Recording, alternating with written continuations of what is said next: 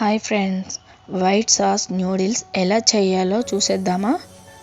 ముందు stove on చేసి pan పెట్టాలి. ప్యాన్ పెట్టి వేడయ్యాక 2 స్పూన్ల ఆయిల్ వేయాలి. ఆయిల్ కొంచెం హీట్ అయ్యాక వెల్లుల్లి చిన్న చిన్నగా కట్ చేసి 1 స్పూన్ వేయాలి. తర్వాత చిన్న చిన్నగా అల్లం ముక్కలు కట్ చేసి 1 స్పూన్ వేయాలి. బాగా కలుపుకొని 2 స్పూన్ల పచ్చిమిర్చి చిన్న చిన్నగా కట్ చేసి వేయాలి. అవి అన్నీ బాగా కలుపుకోవాలి. కలుపుకున్నాక కొంచెం కలర్ రావాలి. కలర్ వచ్చాక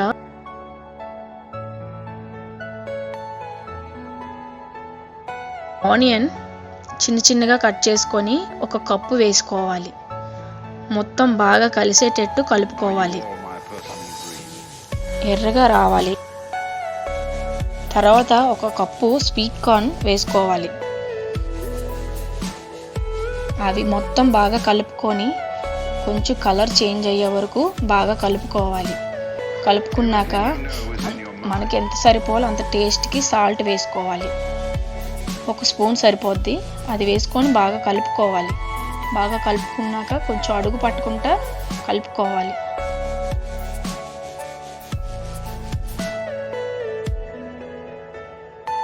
అందులో 1 కప్పు మైదా వేసి అవి మొత్తం మ్యాష్ చేసేసి అందులో బాగా కలుపుకోవాలి.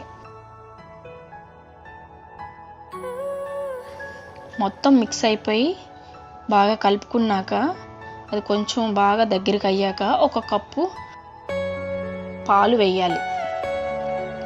పాలు వేసి బాగా కలుపుకోవాలి. అడుగు పట్టుకుంటా కలుపుకోవాలి. అలా కలుపుతూ ఉంటూ ఒక 5 నిమిషాలు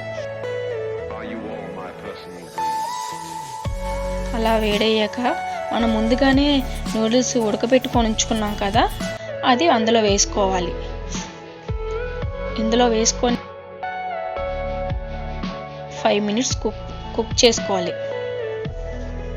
బాగా కలుపుకోవాలి.